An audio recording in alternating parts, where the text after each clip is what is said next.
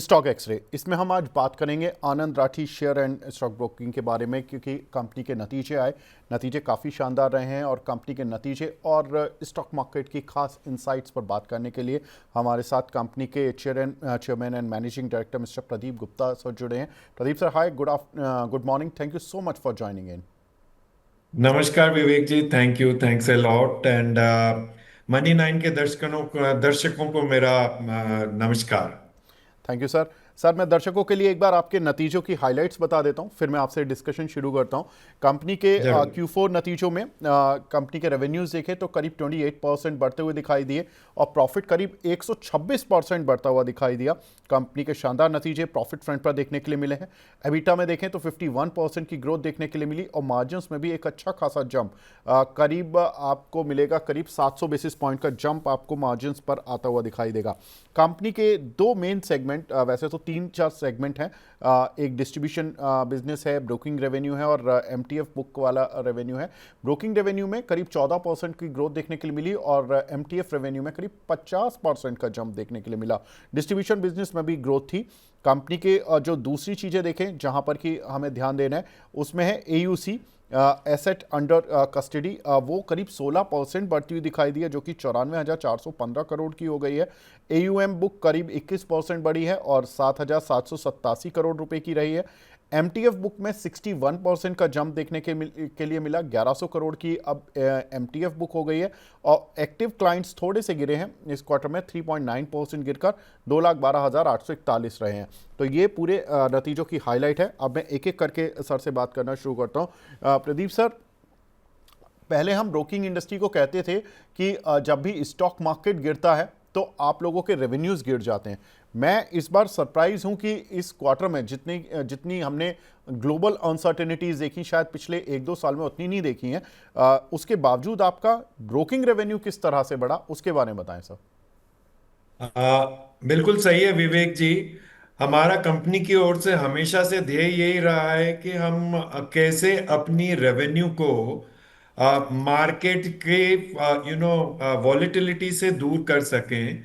And उस पे हम कॉन्स्टेंटली काम करते रहते हैं विवेक जी, चाहे वो ब्रोकिंग और नॉन ब्रोकिंग हो। तो एट ए कंपनी लेवल हमने एक पूरा बनाया प्लान कि हम ब्रोकिंग और नॉन ब्रोकिंग दोनों से कंपनी की रेवेन्यू में इजाफा करेंगे। एंड इसीलिए इसीलिए आप देखेंगे कि हमारी ब्रोकिंग एंड डिस्ट्रीब्यूशन रेवेन्यू दोनों, जो नॉन ब्रोकिंग में distribution plus margin trading funding दोनों आती है, दोनों में हम कॉन्स्टेंटली ग्रो कर रहे हैं।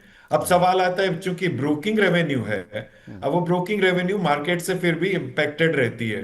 बट हम हमेशा कोशिश यही करते हैं और प्लानिंग यही करते हैं कि उसको भी किस तरह से स्थिर बना सकें, किस तरह से हम अलूफ कर सकें। हालांकि पूरा अलूफ नहीं हो सकता, पर किस तरह से हम उसको बेटर बना सकें।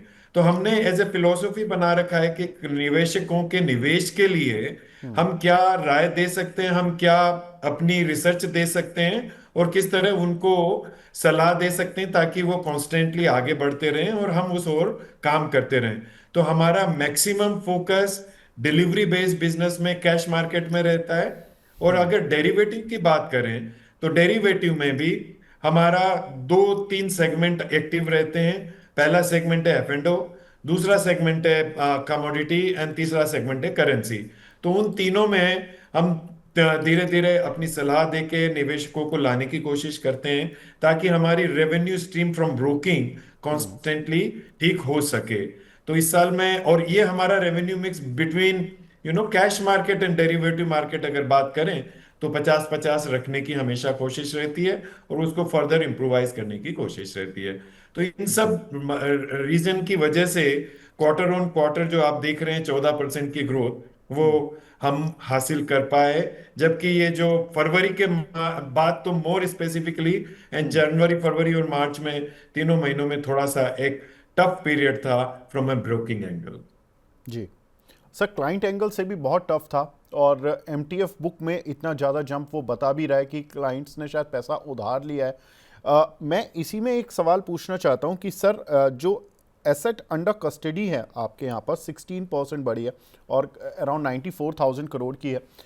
उसके अगेंस्ट में जो एमटीएफ बुक है वो 1100 करोड़ की है, यानी कि अभी भी जो क्लाइंट्स हैं वो बहुत ज़्यादा एमटीएफ पर आधारित नहीं हुए। हालांकि आपके लिए एक बहुत बड़ा स्कोप है कि अगर आप अपने क्लाइंट्स को एक बड़ा प्लेटफॉर्म दें, मतलब प्लेटफॉर्म ऑफ कोर्स दिया हुआ है, लेकिन अगर आप उनको शायद एनकरेज करें या वो खुद एनकरेज हो जाएं, तो एक बड़ा रेवेन्यू आपके लिए स्ट्रीम खड़ा हुआ है सर। यहाँ पर क्या फोकस है कंपनी का? आप बिल्कुल सही बोल रहे हैं विवेक जी। तो वहां पे भी हमारी हमेशा से प्लानिंग ये रहती है कि जो निवेशक निवेश करना चाहते हैं, ये MTF book is nothing but A partly leveraging.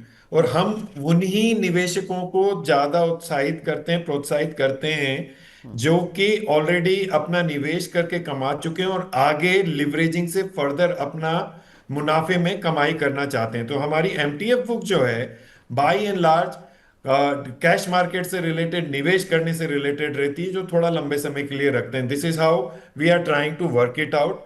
और दूसरा एक और तरीका internally to keep a safeguard and safety net on overall book at a company level, हमने ये निवेशक बुक को काफी स्प्रेड कर रखा है different different segment of customer में, different different value of customers में।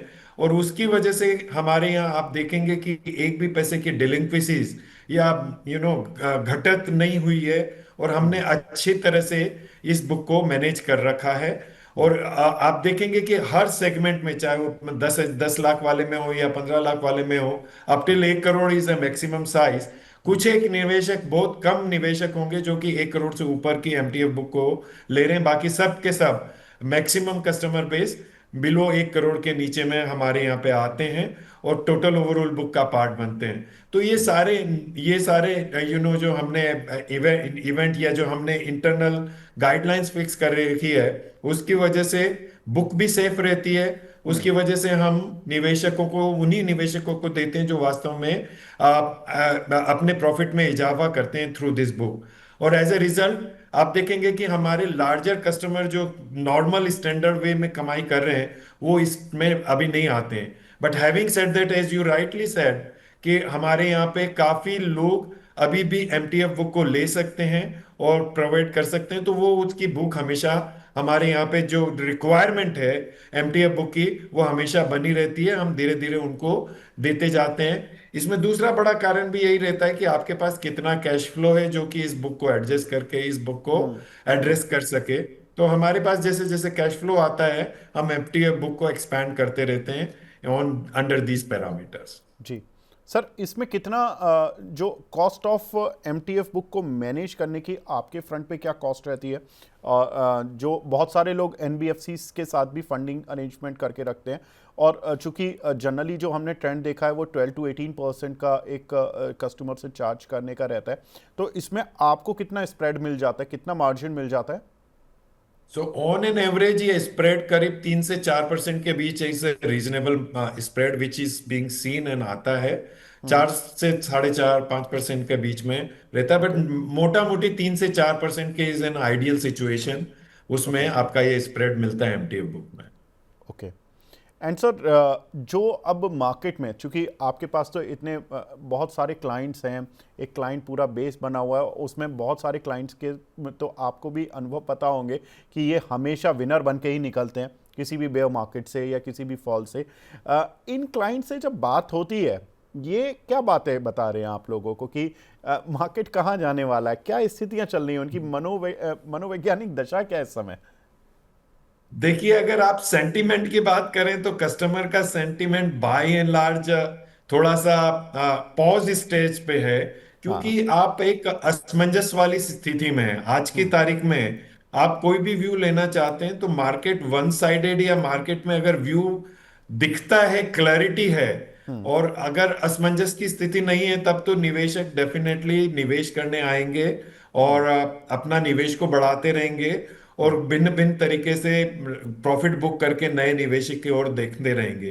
बट आज के समय में जबकि असमंजस की स्थिति है, अनसर्टेनिटी है, तो निवेशक ये देखता है कि ठीक है, हमने जहां इन्वेस्ट किया है उसको वहीं रखें, और धीरे धीरे जो प्रॉबली उसको बोल दीजिए म्यूचुअल फंड में जो एसआईपी का रूट है, वो उसी तरह का रूट यहाँ लेते हैं कि थोड़ा बहुत अपना निवेश करते रहें, थोड़ा बहुत अपना ट्रेडिंग कर लें जो कि डिलीवरी बेस हो सकती है। उस तरह का व्यू बना के रखते हैं until unless long term clarity नहीं आए।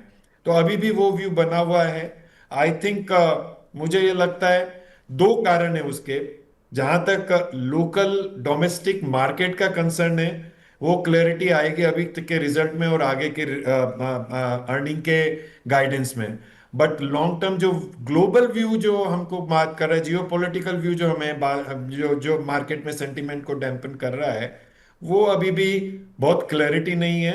उसकी वजह से थोड़ा सा पॉज या स्थिति जो है यहाँ पे रुकी हुई है। और वो हमारे निवेशकों के साथ भी है, वो यूनिलेटरल सभी के साथ है जी। जी।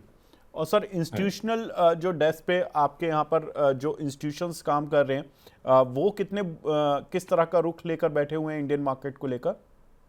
देखिए, हमारे पास रोज डेटा आता है एफआई का और डीआईआई की एक्टिविटीज का।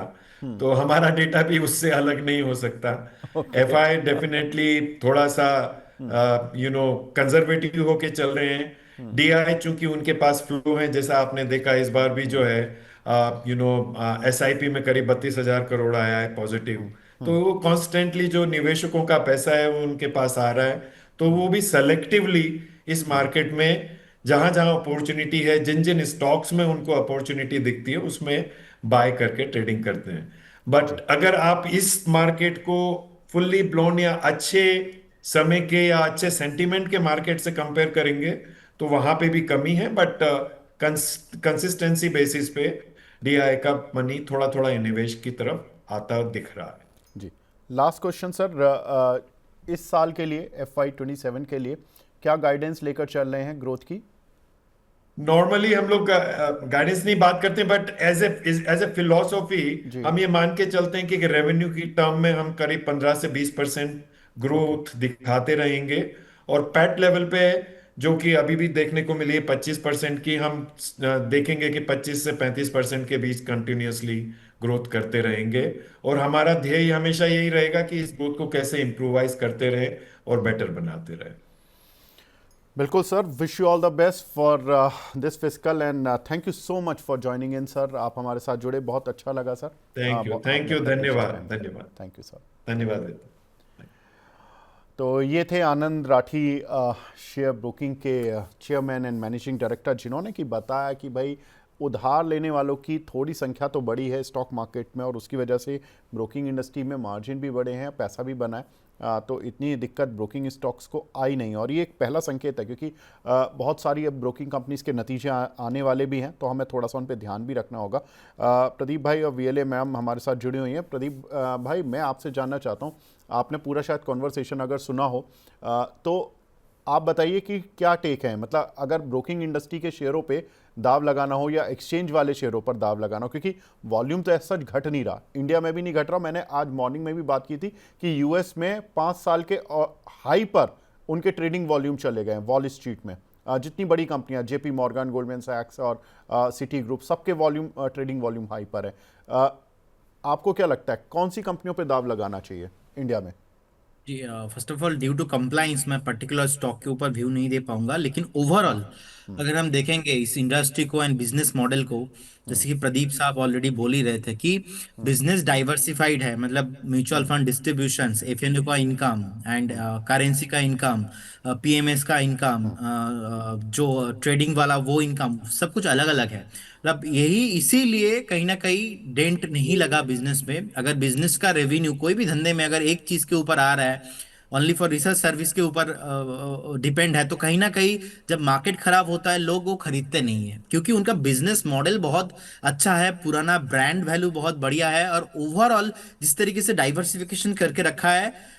सो मुझे नहीं लगता कोई भी कंपनी इस फील्ड से, जितने भी कंपनीज अपने अपने बिजनेस को कॉर्पोरेट लाइसेंस के माध्यम से अलग अलग डाइवर्सिफिकेशन करके रखा है, इसमें कोई भी प्रॉब्लम है। और इंडस्ट्री में आप देखेंगे, चाहे वो एंजल वन हो जाए, चाहे वो ग्रो हो जाए, चाहे आनंद राठी हो जाए, मुझे लगता है कि कहीं ना कहीं ये सारे स्टॉक्स में भी नेक्स्ट 5 साल बाद देखेंगे, मुझे लगता है कि इंडस्ट्री मल्टीबैगर इंडस्ट्री है। सो मुझे लगता है कि ग्रोइंग इंडस्ट्री है। इंडियन इकोनॉमी अगर हम देखेंगे, ऑब्वियसली स्टॉक मार्केट में लोगों का पार्टिसिपेशन अभी भी कंपेयर करेंगे यूएस के साथ उतना ज्यादा एक्टिव है नहीं, लोग अभी भी बस अवेयरनेस लेवल पे है। So government of India SEBI भी चाह रहा है कि अवेयरनेस और दिया जाए अलग अलग प्लेटफॉर्म के द्वारा। सो ओवरऑल मैं इस ब्रोकिंग इंडस्ट्री में मेरा पॉजिटिव व्यू है, और स्पेशली अगर ऐसा कोई बिजनेस मॉडल जहाँ पे इंस्टीट्यूशनल्स अलग segment and distributions and research segment अलग होता है, एंड जहाँ पे मल्टीपल डाइवर्सिफिकेशंस रहता है प्रॉफिटेबिलिटी रेवेन्यू का, तो वहाँ पे ऑलरेडी एक कहीं ना कहीं लॉन्ग टर्म में सस्टेनेबिलिटी ज़्यादा होता है जी। अंबाला मैम, अगर मैं आपसे पूछूं कि कुछ कंपनियां, फॉर एग्जांपल एंजल वन हो गया, बिरला मनी हो गया, मोतीलाल ओसवाल हो गया, बहुत सारे ब्रोकिंग कंपनीज के अब नतीजे भी आने वाले हैं और एक दो के नतीजे तो इस वीक में ही आ रहे हैं। आपको कोई ऑन चार्ट, क्योंकि स्टॉक पर हमें क्यूज मिल गए, फंडामेंटल हमें क्यूज मिल गए कि एक लीडिंग ब्रोकिंग कंपनी ने किस तरह से नतीजे पेश किए और क्या कुछ उनकी इनसाइट्स थी, आपको क्या लगता है, कोई लग रहा है आपको जिसमें कि ट्रेड मार के या इन्वेस्टमेंट करके कुछ पैसा बन सकता है? One is share India, one is Motilal Oswal.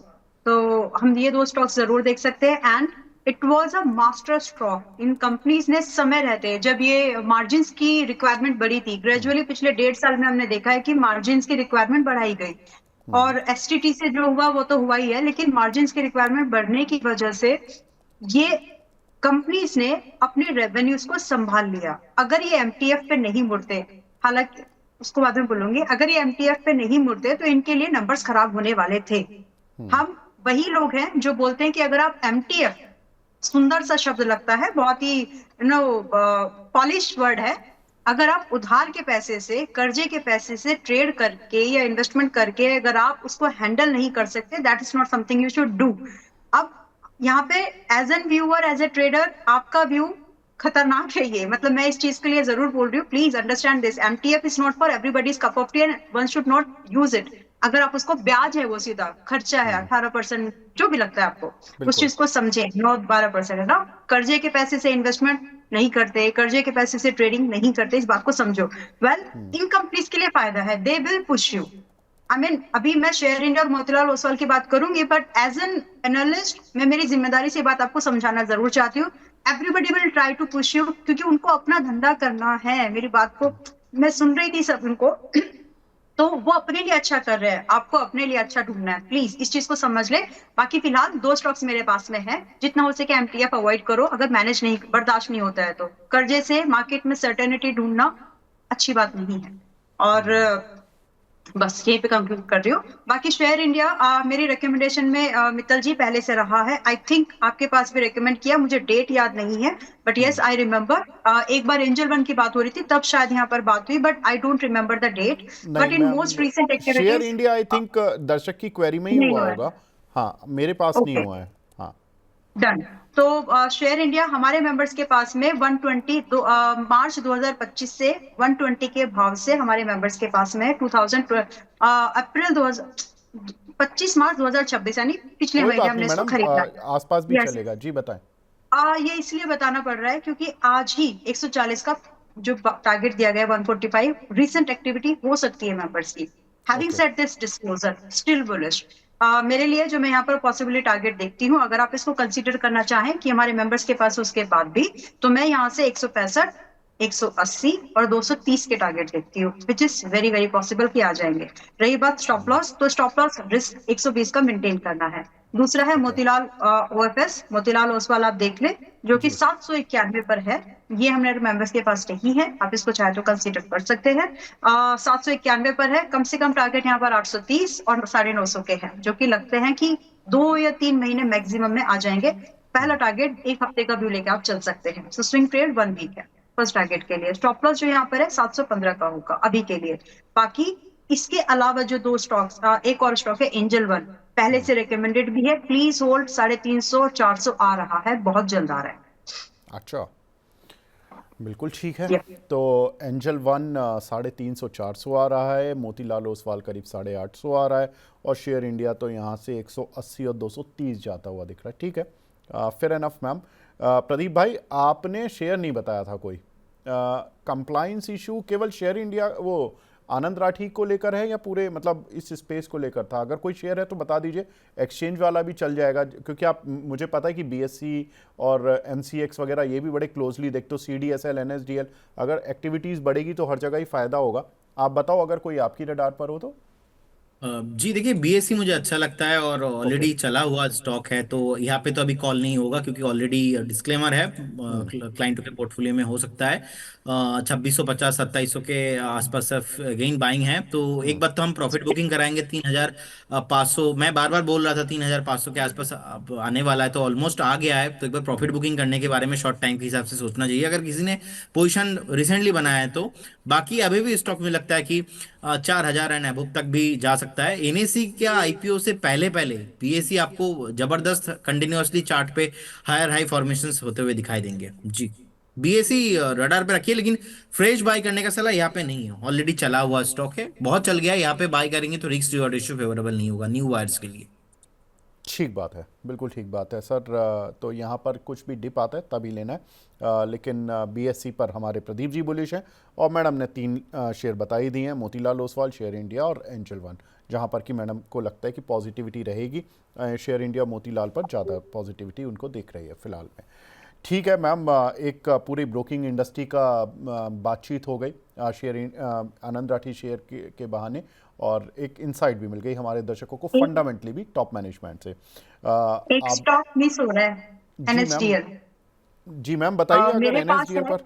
जी नहीं नहीं, मेरे पास एनएसडीएल मेरे पास है, बट अच्छा स्टॉक है। अगर प्रदीप जी अपना उस पर व्यू रख दे तो अच्छी बात होगी, बिकॉज है अपॉर्चुनिटी। मैं मेरे पास है पर्सनल पोर्टफोलियो में, इसलिए मैं इस पर रिकमेंडेशन नहीं दूंगी, लेकिन क्योंकि हम ओवरऑल इस ब्रोकर इंडस्ट्री के बेनिफिशियरीज की बात कर रहे हैं, जो ये नैरेटिव सेट हुआ है हाँ पॉजिटिव ग्रोथ का, रेवेन्यू का, सब किस किस को फायदा मिल सकता है, उसके अराउंड वी आर डिस्कसिंग। तो थीमेटिक इन्वेस्टमेंट के दौरान पे जब बातचीत होती है पर्टिकुलर इंडस्ट्री की, एनएसडीएल भी could be included in that। मेरे पर्सनल पोर्टफोलियो में है, डिस्क्लोजर मैंने दे दिया है।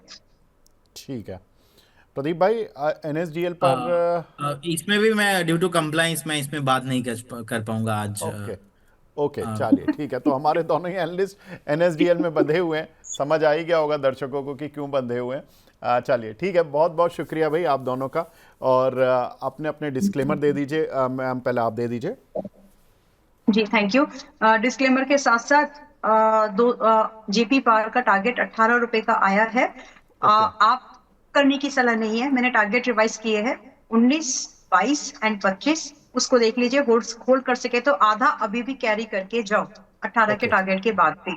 नाउ वन इज सुजलॉन, 50 रुपए 44 से टारगेट रिवाइज किए थे 50 एंड 60 के लिए। बिल्कुल। मोस्ट लाइकली 50 आज आ जाएगा, अगर सर्किट चेंज नहीं होता तो शायद ज्यादा आता, लेकिन मोस्ट लाइकली 50 आज आ जाएगा, तो आप उसके लिए होल्ड करिए और 50% प्रॉफिट 50 पर बुक करके जाइएगा। अगर जी क्योंकि मैं शो में नहीं रहूं उस समय, जब वो आए तो ये डिसीजन आप ले लें, और बचे को 60 पर ट्रेलिंग कर लीजिएगा, 43 पर बचे हुए को 60 के टारगेट के लिए लेके जाइएगा। एंड ठीक है। इसके साथ में जितने भी स्टॉक्स मैंने आप लोगों के साथ में डिस्कस किए हैं, रिकमेंडेशन दी है जिन पर, उनमें से किसी भी स्टॉक में मेरी पर्सनल होल्डिंग्स नहीं है। मेंबर्स के पास में इक्विटी चैनल में या फिर हमारे स्मॉल केस जो थीमेटिक इन्वेस्टमेंट है, जो भी स्मॉल केस है वहां पर जरूर हो सकते हैं। अलग अलग प्लेटफॉर्म्स पर स्टॉक डिस्कस होते हैं, पॉसिबिलिटीज हैं कि लोग उसमें लॉन्ग हो, जो भी आपके साथ में डिस्कस किया है, क्योंकि ज्यादातर स्टॉक्स कॉमन रहते हैं और रिपीट होते रहते हैं। So that's the view. बाकी मेरी तरफ से कोई भी कॉन्फ्लिक्ट ऑफ इंटरेस्ट नहीं है। Trading and investment both are subject to market risk. Past performance किसी भी तरह से गारंटी नहीं कि फ्यूचर में ही प्रॉफिट होगा, और सेबी के द्वारा जी एनएसएम सर्टिफिकेट रजिस्ट्रेशन कोई गारंटी नहीं देता कि फ्यूचर में ही प्रॉफिट होने वाला है। So there is no way of guarantee, it's all depend on market, subject to market risk according to risk जी appetite, execution and lot of things. तो उसको ध्यान रखिए। प्रदीप जी से सीखा है कि सारी चीजें बोलना मैंडेटरी है, इसलिए तो thank you so much for having me here. Thank you ma'am. Pradeep ji, आपका तो 30 सेकंड का ही होता है। जितने भी स्टॉक्स को सर मैंने बात किया, कोई भी स्टॉक्स पे मेरा है, हमारे कंपनी का कुछ भी पोजीशन नहीं होता है, नो कॉन्फ्लिक्ट ऑफ इंटरेस्ट, ऐसा ही कुछ रहा है। हम क्लाइंटों को भी देते हो सकते, कुछ कॉल क्लाइंटों के पास हो, हमारे पास नहीं है। And registration granted by SEBI, membership of BSC, certification of NISM, no है guarantee provide performance to the investors. बहुत बहुत धन्यवाद सारे दर्शकों को, आपको, मैम को। Have a good day sir.